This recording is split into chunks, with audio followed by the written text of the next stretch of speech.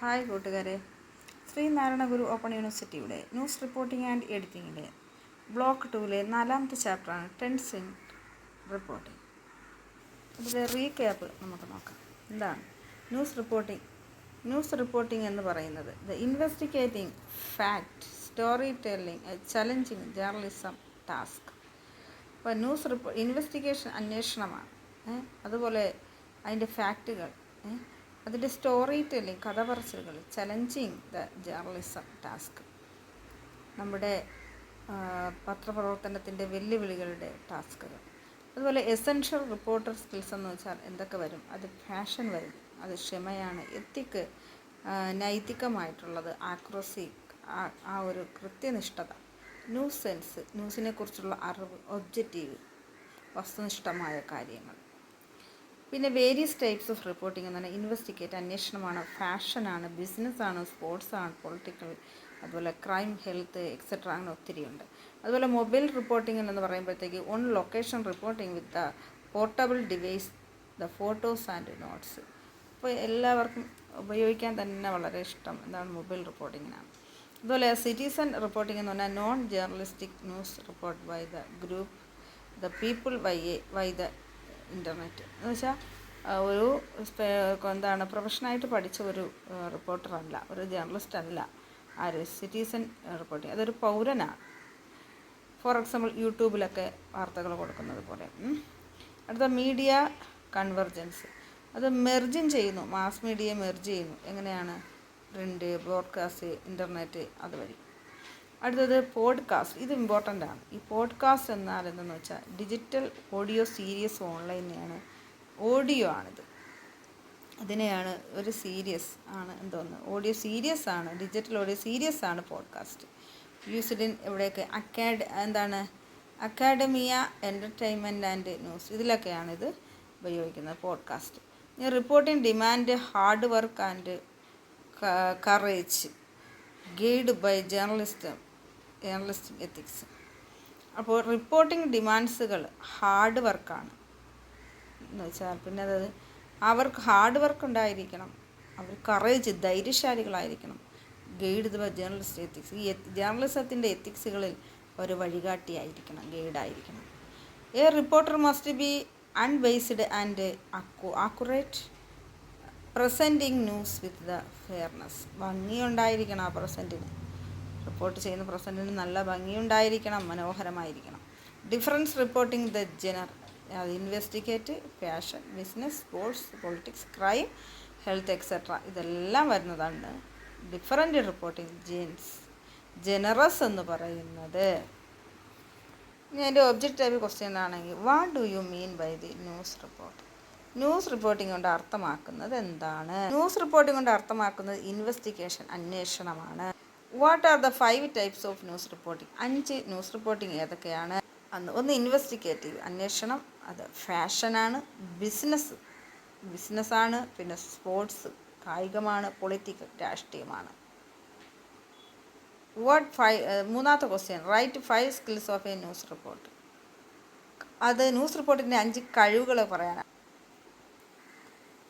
News റിപ്പോർട്ടിൻ്റെ 5 കഴിവുകൾ എന്തൊക്കെയാണ്? പാഷൻസ് അല്ലേ, അവർ പാഷൻ്റെ ആയിരിക്കണം. എന്താണ്? അവർ ക്ഷമയുള്ള ആളായിരിക്കണം, എത്തിക്സ് ആയിരിക്കണം, അതുപോലെ ആക്യുറസി കൃത്യനിഷ്ഠയുള്ളതായിരിക്കണം, ന്യൂസ് സെൻസ് ന്യൂസിനെ കുറിച്ച് അറിവുണ്ടായിരിക്കണം, ഒബ്ജക്റ്റീവ് വസ്തുനിഷ്ഠമായിരിക്കണം, നൈതികമായിരിക്കണം, ക്ഷമയുണ്ടായിരിക്കണം, കൃത്യനിഷ്ഠ വേണം, ന്യൂസിനെ കുറിച്ച് അറിവുണ്ടായിരിക്കണം, വസ്തുനിഷ്ഠമായിരിക്കണം.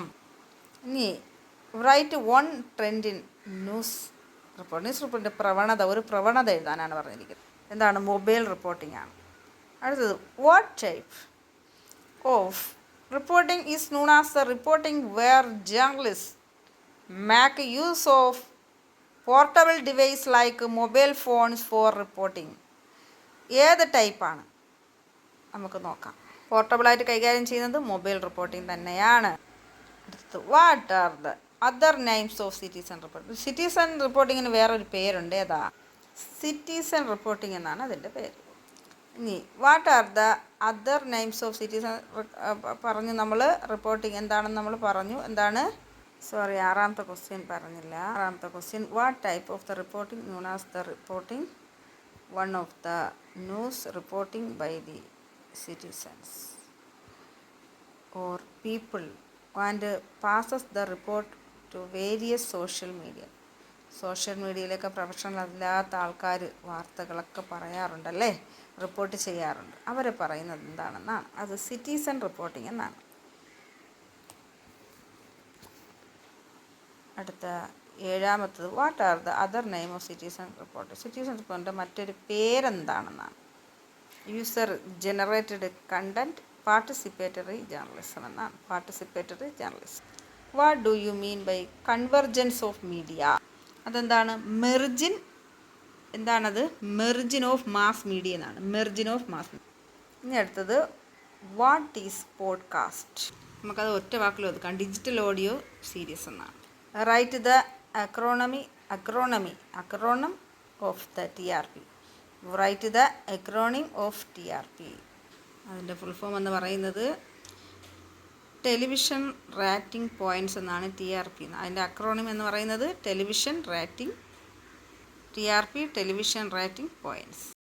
താഴെ പറയുന്ന വാർത്താ റിപ്പോർട്ടിൻ്റെ ചില തരങ്ങളാണ്. അന്വേഷണാത്മക report, fashion reporting, business reporting, sports reporting, പ്രത്യേക സ്പെഷ്യലൈസ്ഡ് റിപ്പോർട്ടിംഗ്, കോർട്ട് റിപ്പോർട്ടിംഗ്, രാഷ്ട്രീയ political reporting, criminal crime reporting, agriculture കാർഷിക റിപ്പോർട്ടിംഗ്, ഹെൽത്ത് ആരോഗ്യ റിപ്പോർട്ടിംഗ് എന്നിവയാണ്.